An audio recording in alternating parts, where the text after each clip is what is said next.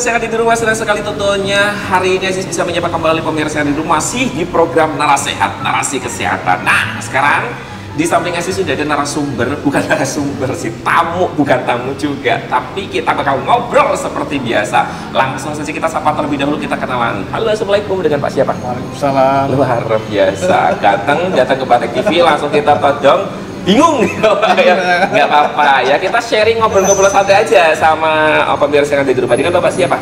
Dengan Harvey. Pak Harvey ya, kayak piala penghargaan ya. Raffi film. Oke, Pak Harvey, ini kan Aziz lagi ngobrolin di program Narasehat tentang tentunya foodborne disease. Wah, kayaknya udah foodborne disease. Coba Pak, familiar nggak, pernah dengar nggak? Itu Food, coba kita artikan dulu, pilah-pilah. Food artinya makanan, born bangkit, ya, desserts cemilan, berarti makan tambahan. Jadi makanan bangkit ditambahi. Sama-sama ya pemirsa ya.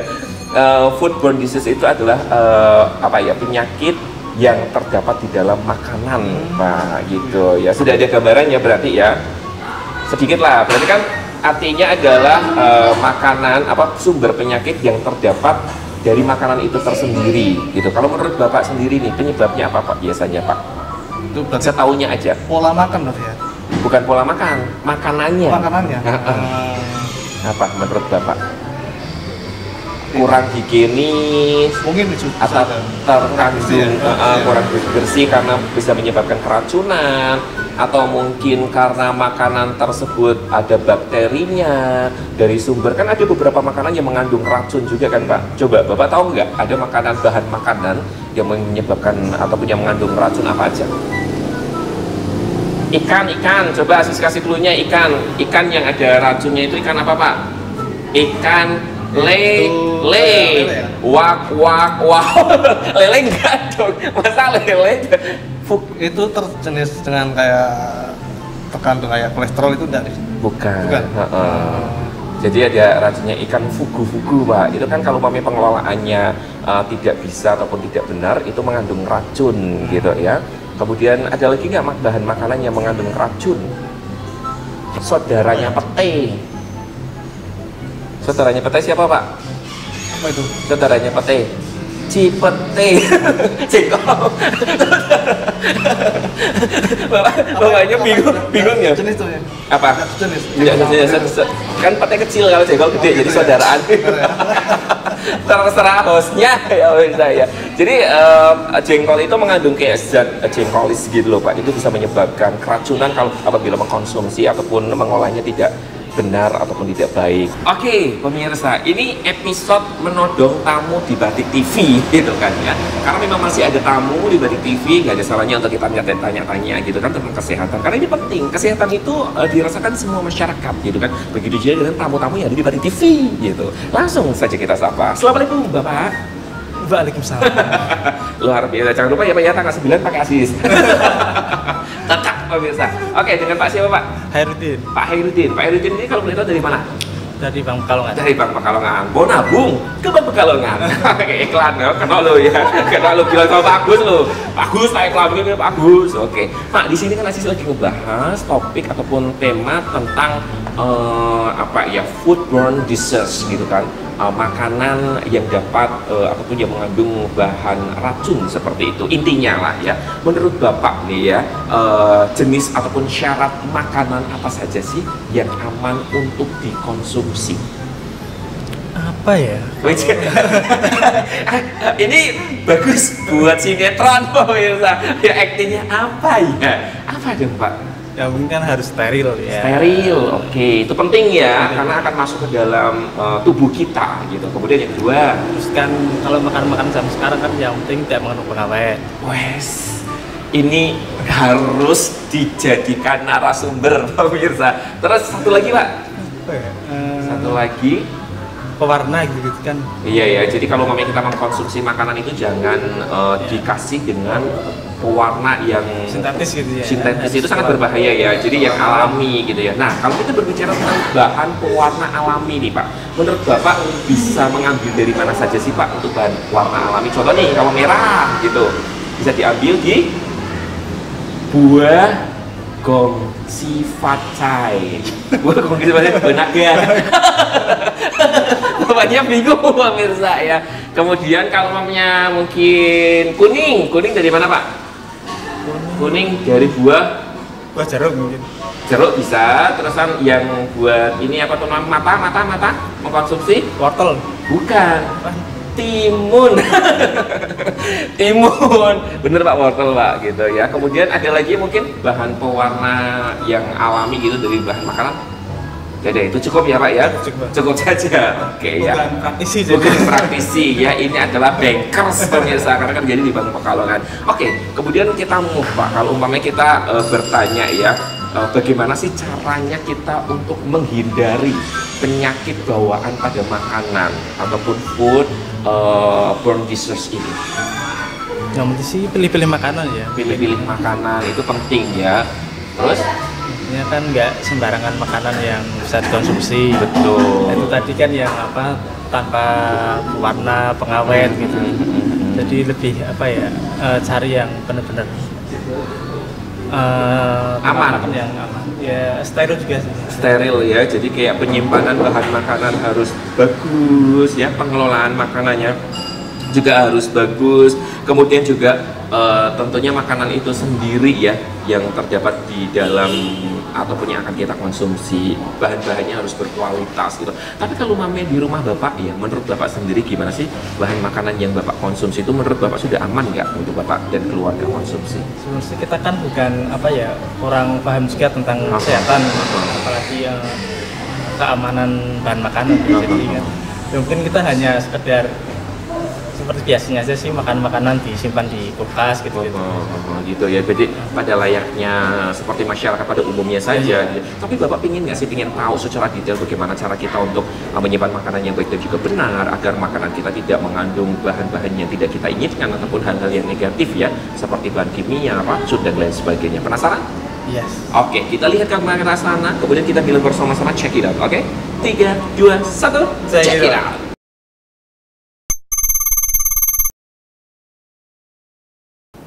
Foodborne disease atau biasa disebut dengan penyakit bawaan makanan adalah penyakit yang ditularkan melalui konsumsi makanan yang sudah tercemar atau terkontaminasi.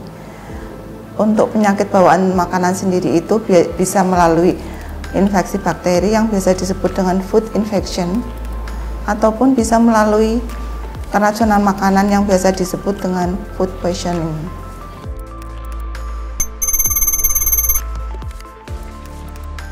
Infeksi bakteri pada makanan itu biasanya terjadi pada makanan yang mempunyai tingkat keasaman yang rendah ya. Contohnya seperti telur, daging, susu beserta olahannya. Contoh bakteri untuk yang menginfeksi makanan adalah seperti salmonella. Salmonella itu penyebab infeksi makanan pada saluran pencernaan. Sumber penularannya adalah pada kotoran manusia atau hewan, juga pada lalat, tikus, kecoa. Untuk penularannya bisa secara langsung maupun tidak langsung. Untuk secara langsung itu melalui kotoran atau air yang tercemar.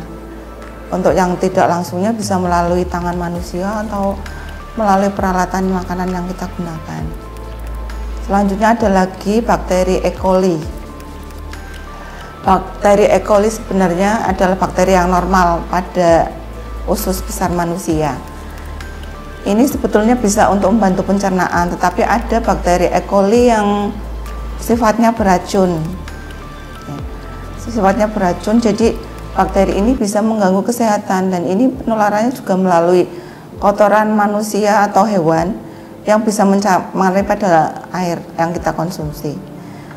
Ini juga mengakibatkan penyakit pada saluran pencernaan. Selanjutnya ada Vibrio cholera. Vibrio cholera itu menyebab penyakit pada kolera ya. Terus ada lagi jenis Vibrio parahemolyticus. Ini menyebabkan penyakit gastroenteritis. biasanya terjadi KLB pada Jepang, pada negara Jepang ya, karena Jepang itu kan mengkonsumsi makanan yang masih mentah, seperti hasil laut itu dimakan mentah atau setengah matang, itu bisa mengakibatkan penyakit itu, gastroenteritis.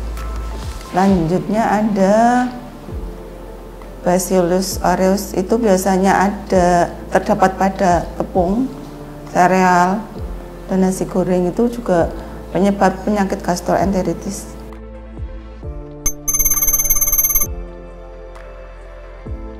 Untuk keracunan makanan sendiri itu bisa karena bakteri ya. Terus juga ada racun yang benar-benar ada pada racun alami gitu yang sudah ada pada tanaman atau hewan, juga dari bahan kimia. Untuk bakteri sendiri biasanya jenisnya seperti Pseudomonas cocomonas, terus ada lagi Clostridium botulism, ada lagi Staphylococcus. Sedangkan untuk racun yang alami ada pada hewan atau tumbuhan, contohnya pada hewan. Pada hewan itu ada, kita kenal dengan ikan buntal ya. Ikan buntal itu kan ikan beracun. Kalau kita tidak bisa mengolahnya secara benar, maka bisa mengakibatkan gangguan kesehatan pada manusia, pada tubuh kita. Racun alami yang ada pada tanaman ada lagi seperti contohnya racun pada singkong, terus gadung, terus pada jengkol, karena di dalam jengkol itu ada asam jengkolat. Untuk gadung, bila kita tidak bisa mengolahnya secara benar, maka akan bisa mengakibatkan keracunan. Tapi apabila kita bisa mengolahnya secara baik dan benar, gadung itu bisa juga untuk dikonsumsi. Selanjutnya untuk bahan kimia yang bisa meracuni pada manusia adalah seperti contohnya kayak seng, timbal, tembaga, residu pestisida pada tanah. Jadi berhati-hatilah ya ketika kita mengkonsumsi makanan.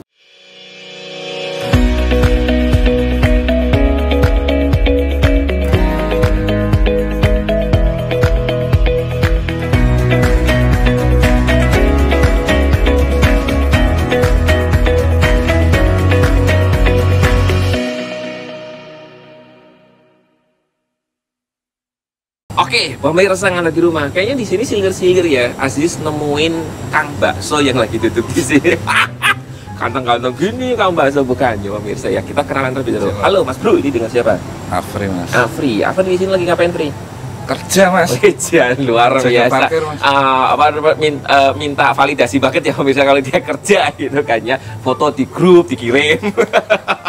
Canda grup. Oke, Mas Afri, di sini Aziz lagi ngebahas tentang foodborne disease gitu kan ya. Tahu nggak apa itu foodborne disease? Bisa nggak Mas? Nggak usah pakai bahasa Inggris. Ini kan presenternya saya yang ngatur saya. Oke. Oke, Mas Afri, kalau kita berbicara tentang apa tuh namanya bahan makanan ataupun penyebab dari keracunan ya dari makanan gitu, menurut Mas Afri apa sih? Keracunan kan kita pegang ini. Andekan ya semua masyarakat kayak gini jadi pengertian gitu ya pemirsa ya. Apa Mas Afri? Dari satu dari makanan itu higienis apa enggak Mas? Wes, ini ngeri pemirsa. Ini tadi pagi pasti sarapannya keju, mozzarella lagi. Lanjut yang kedua. Kadang kan kayak kemarin Mas, anak kecil kan pakai kayak bungkusan atau apa kan nggak tahu sih. Itu bersih apa tidaknya gitu ya. Sampai anak pun juga ikutan kan. Terus. Oh, jadi anaknya Mas Afri pernah keracunan makanan. Kemarin toh. Itu penyebabnya karena kenapa? Itu makanan makan boleh itu kan? Boleh, nggak apa-apa, bebas ini. Ya. Mie, Mas. Mie instan ya berarti ya. Yang bungkus kecil itu apa namanya? Oh, mie kayak racian. Gitu. Oke, terusan habis itu keracunan ininya apa saja gejalanya yang kira waktu itu? Mual, pusing, terus habis itu makan pun kan susah. Makan susah. Pertolongan pertama yang dilakukan keluarga apa waktu anak langsung Mas periksa ke dokter. Langsung dilarikan ke dokter ya. Jadi buat pemirsa yang ada di rumah memang ketika memang dari keluarga ataupun rumah tidak bisa menangani gitu ya, memang jauh lebih baik langsung dilarikan ke rumah sakit ataupun tentunya ke tempat kesehatan agar bisa langsung ditangani gitu ya. Tapi setelah ditangani semuanya baik-baik saja Mas Afri. Alhamdulillah. Soalnya kan sebelumnya kan juga operasi Mas. Itu kan penyebabnya kan makan permen. Makan permen. Yang jeli-jeli itu loh. Itu malah berbahaya Mas. Oh ini juga memang perlu diperhatikan ya tentunya untuk pemirsa yang ada di rumah, khususnya untuk para orang tua ya. Untuk apa yang dikonsumsi sama putra putrinya ini harus diketahui gitu ya. Oke, bisa jajan bebas, tapi kita tetap harus kontrol gitu kan ya. Oke, menurut Mas Afri nih ya, nah pesan dong untuk bukan pesan sih, lebih ke mungkin kasih tips agar anak tidak keracunan lagi gitu. Menurut Mas Afri apa yang harus dilakukan? Itu kan tergantung dari orang tua. Belum, oke. Tergantung dari orang tuanya, Mas. Cara menjaganya. Apa harus manggil Satpol PP 24 hours? Oke. Ya, paling nyuruh kalau jajan kan yang menasehati ya, berarti ya, menasehati anak. Kemudian tadi kontrol. Kemudian satu lagi, makannya jangan telat, Mas. Makan jangan telat. Oke, nggak nyambung tapi nggak apa-apa saja pemirsa. Tapi Mas Afri, penasaran nggak sih penjelasan dari ahlinya? Bagaimana sih caranya kita agar anak kita tidak keracunan dan juga memilah ataupun memilih bahan makanan agar tidak menjadi racun ketika kita konsumsi? Penasaran? Penasaran. Kita langsung lihat ke kamera sana. Nanti kita bilang bersama-sama. Check it out. Oke? 3, 2, 1.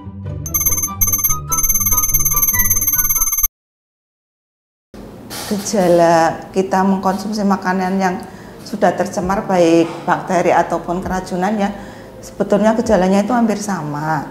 Secara umum itu hampir sama, seperti mual, muntah, sakit kepala, perut sakit, demam. Tapi juga kadang ada sedikit perbedaan tergantung penyebabnya.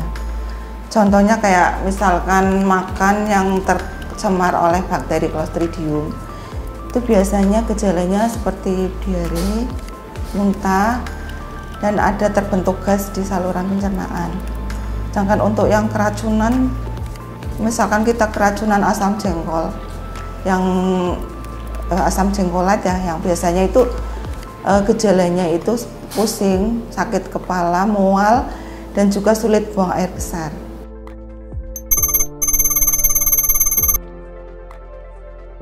Kita menerapkan prinsip higien sanitasi makanan dan higien personal. Untuk prinsip higien sanitasi makanan itu ada 6 prinsipnya. Yang pertama, pemilihan bahan makanan. Jadi kita harus memilih bahan makanan yang baik dan segar. Terus apabila kita memilih makanan yang kemasan, kita pilih makanan yang kemasannya masih baik, jangan yang penyok. Selanjutnya yang kedua adalah penyimpanan bahan makanan. Jadi kita harus menyimpan di tempat yang bersih. Terus menerapkan prinsip FIFO, freeze in, freeze out. Jadi bahan makanan yang pertama kali kita simpan, berarti itu bahan makanan yang harus kita keluarkan. Selanjutnya adalah yang ketiga itu pengolahan bahan makanan. Untuk pengolahan bahan makanan itu kita memperhatikan untuk pengolahnya ya, untuk penjamahnya kita orangnya harus bersih, tidak mempunyai penyakit. Terus juga tidak menggunakan bahan kimia yang berbahaya. Selanjutnya juga kita harus memperhatikan peralatannya harus bersih dan sesuai dengan persyaratan.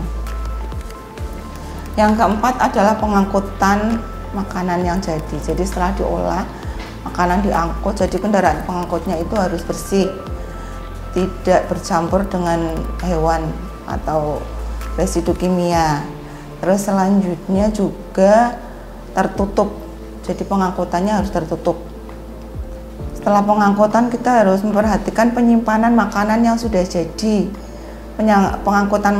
Penyimpanan makanan yang sudah jadi itu dimasukkan dalam wadah yang tertutup, dalam wadah yang tertutup dan bersih, jelas terpisah antar bahan satu dengan yang lainnya. Bahan yang tertutup itu harus ada, untuk yang beruap itu harus ada ventilasinya biar uapnya itu bisa keluar. Makanan yang berkuah itu harus terpisah antara kuah dan lauknya.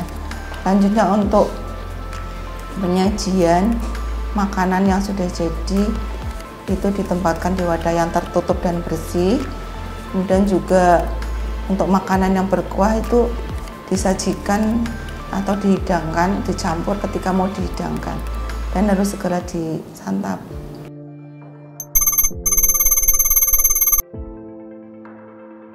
Syarat makanan yang aman untuk dikonsumsi yang pertama, tidak mengandung bahan kimia berbahaya. Bahan kimia yang berbahaya contohnya adalah borak dan formalin.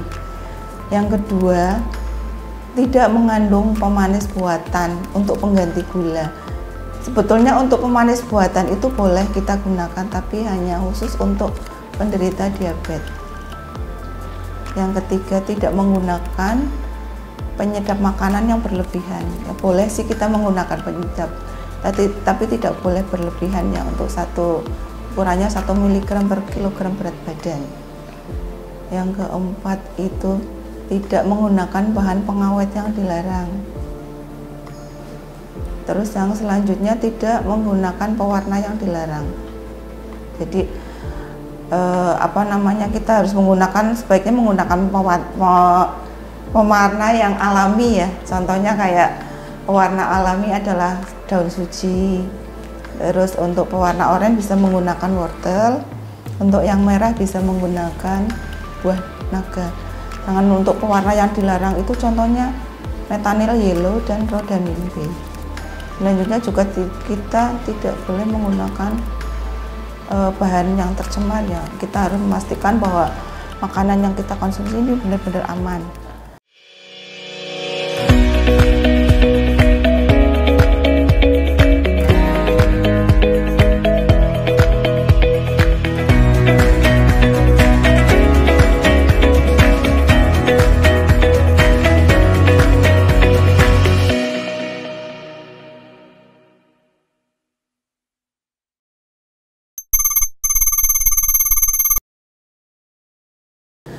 Fakta yang ada di Indonesia sekarang ini bahwa penyakit bawaan makanan atau foodborne disease itu adalah merupakan salah satu penyebab utama kematian dan kesakitan di Indonesia.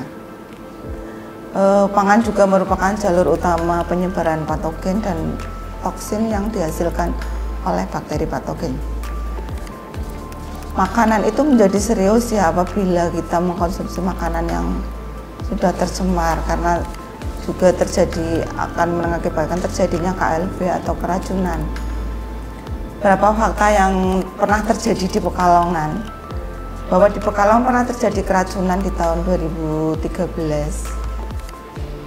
yang pertama pada tanggal 23 Maret tahun 2013 pernah terjadi keracunan bubur ayam di Kelurahan Panjangwetan dengan penderita sejumlah 28, yang 4 orang itu rawat inap, yang 6 rawat jalan, dan yang tidak berobat ada 18. Terus di tahun yang sama juga pada tanggal 23 Mei tahun 2013 juga terjadi keracunan pada PT Dian Pelangi, keracunan nasi sayur dan pindang, dengan jumlah penderita sebanyak 26 orang.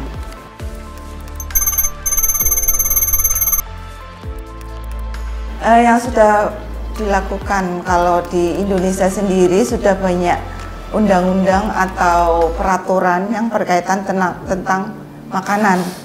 Salah satu peraturan perundangannya adalah PP nomor 86 tahun 2019 tentang keamanan pangan. Selanjutnya di Kota Pekalongan sendiri juga sudah mengeluarkan peraturan daerah nomor 5 tahun 2012 tentang larangan penggunaan bahan tambahan yang berbahaya pada makanan. Selanjutnya juga pemerintah Kota Pekalongan mewajibkan adanya sertifikat layak higien sanitasi pada rumah makan atau restoran, jasa boga, catering, maupun depot air minum isi ulang. Juga labelisasi pada kantin dan gerai makanan jajanan. Untuk Dinas Kesehatan Pekalongan sendiri, berbagai upaya juga sudah pernah dilakukan, diantaranya pelatihan keamanan pangan pada pengelola makanan. Yang kedua ada sosialisasi higien sanitasi pangan pada penjamah makanan. Selanjutnya adalah pemantauan secara rutin terhadap makanan atau minuman yang beredar di Pekalongan. sebanyak 1 tahun itu sebanyak 4 kali. Itu sasarannya adalah pasar, produsen, masyarakat, sekolah, dan juga takjil di saat bulan Ramadan. Kegiatannya itu berupa pengambilan sampel makanan, jajanan atau minuman, kemudian diperiksa apakah mengandung bahan berbahaya atau tidak. Selanjutnya apabila makanan itu memenuhi syarat atau aman untuk dikonsumsi, dilakukan pemasangan stiker pada pedagang. Apabila hasilnya tidak baik atau mengandung bahan yang berbahaya, maka pedagang itu kita lakukan pembinaan.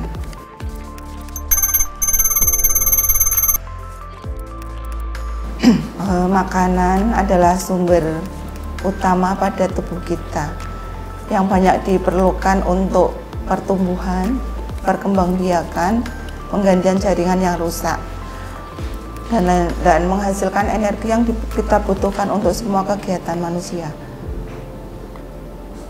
Makanan juga mengandung lemak, protein, karbohidrat, dan unsur-unsur yang dibutuhkan oleh tubuh. Makanan tidak harus mengandung gizi seimbang saja, tapi harus aman untuk dikonsumsi. Karena makanan yang sudah tercemar atau terkontaminasi itu bisa mengakibatkan penyakit bawaan pada makanan atau yang biasa kita sebut foodborne disease. Maka itu kita harus hati-hati dalam mengolah maupun memilih makanan yang ada. Karena penyakit bawaan makanan itu bukan hanya tanggung jawab pemerintah, tapi tanggung jawab masyarakat juga, tanggung jawab kita semua. Jadi sebagai konsumen ya, hati-hatilah dalam memilih makanan. Atau kalau kita mengolah makanan sendiri, itu harus memperhatikan 6 prinsip bikin sanitasi makanan dan juga bikin personalnya. Jadilah konsumen yang cerdas. Apabila kita memilih makanan, pilihlah makanan yang sudah mempunyai sertifikat layak higien sanitasi ataupun yang sudah berlabel. Bila kita memilih makanan kemasan, lihat labelnya, lihat komposisinya, lihat kedaluarsanya, apakah sudah terdaftar atau belum.